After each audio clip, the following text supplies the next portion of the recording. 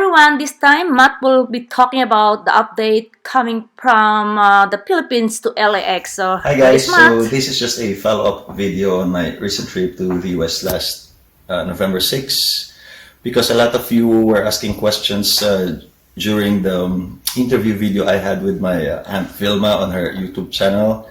So just to answer and to clarify things, I would just like to repeat again the four basic requirements. So the first is you must have a round-trip ticket, and the second, you have to have your travel insurance with the COVID coverage.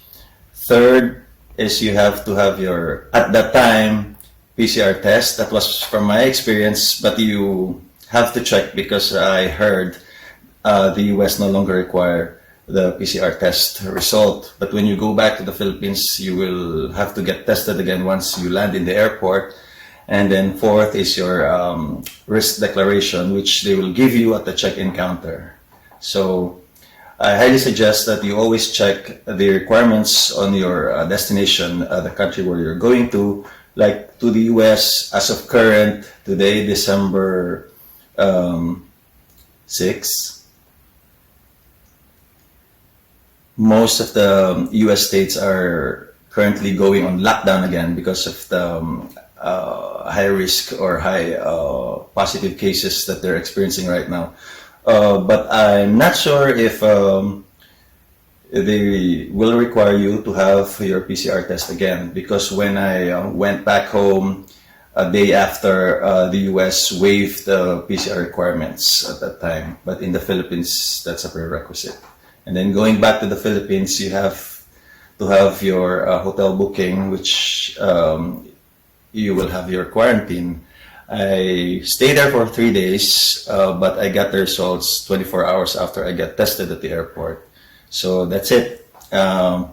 Always check the requirements because they continuously changing every day, and depending on the cases that's going on in each country or destination you're visiting.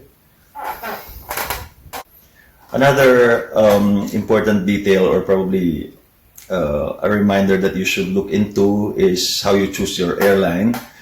You can always take PAL if you want direct, but it's expensive. So in my case, I took All Nippon Airways or ANA via Tokyo Haneda. I had a 2-hour layover and then another 9-hour flight going to LAX. But then going back, I had United Airlines, which is a bad choice. So considering United has 2 layover, which is in Hawaii, and then Hawaii to Guam, and then Guam to the Philippines. That's probably the biggest mistake I've had, or I overlooked, because the flight from LAX to Hawaii doesn't serve any food. So they will only give you nuts, pretzels, and drinks. So I was very hungry. I have a priority pass, which I have access to airport lounges, but when I arrived at Honolulu, all the lounges are closed. So imagine that. That's a 5.5-hour flight from LAX to Honolulu. Then I have a 3-hour layover there. Only one restaurant is open, which is Burger King, and a convenience store. So imagine the hunger. And then, well, I heard that the reason they were not serving food, it's because they're considering LAX to Honolulu as a domestic flight. So normally, American Airlines like Delta, United, and American Airlines doesn't serve food on domestic flights. And then from Honolulu to Guam, it's a 7.5-hour flight. It's the same. No food will be served. You will starve to death. So good thing I've had some snacks with me. I have some chips, and I bought a chicken nuggets at Burger King. That's the only food I've had. And the drinks that they serve on flight. But then, that's a long-haul flight, considered long-haul flight. So everyone on board is expecting food. So a lot of people got angry, got crazy because of that. And when I reached Guam, same thing happened. Only one convenience store was open, which I've had a sandwich. But when I was flying from Guam to Manila, that's the only time United served food because it's considered an international destination already. So Guam is territory of the United States, so still considered domestic, even though It's very, very far from the US mainland. So when I was having finally my dinner from Guam to Manila, it was nasty. It was just some noodles. It's still not good. So I highly suggest that you choose your airline carefully. Try to choose Asian airlines because they were always the best serving full service food. So yeah, I guess that's it. So always consider when choosing an airline because choosing United is a big mistake for me. So that's a tip. Okay, to wrap it up, I highly suggest that you always check your destination country, their travel requirements, and the requirements going back to the Philippines because they keep on changing. And my suggestion on choosing the right airline. So, yep. One last thing.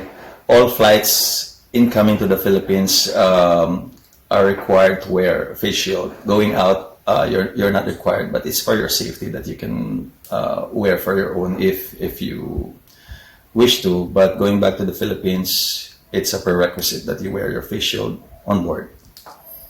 Thank you and happy flying. Everyone. So, Matt just explained to us what kind of airlines he took from Manila to LAX, LAX to Manila back. So just be careful.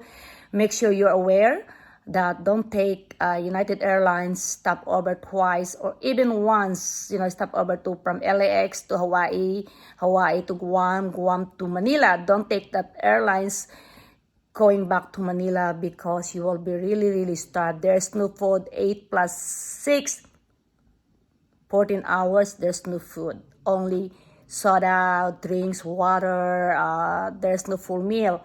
And then the flight from Guam to Manila, so they serve full meal for only 3 hours. So just be careful. It's not the fault of United Airlines, that's the way it is, It's not like when you fly from Bangkok to Manila, there's always full meals, right? Even to Japan. So just be careful, guys. So I hope Matt explained everything. So this is the answer because a lot of people have been asking what airlines he took. Thank you so much for watching, guys, and hope to see you soon. Take care. Love you guys. Cheers.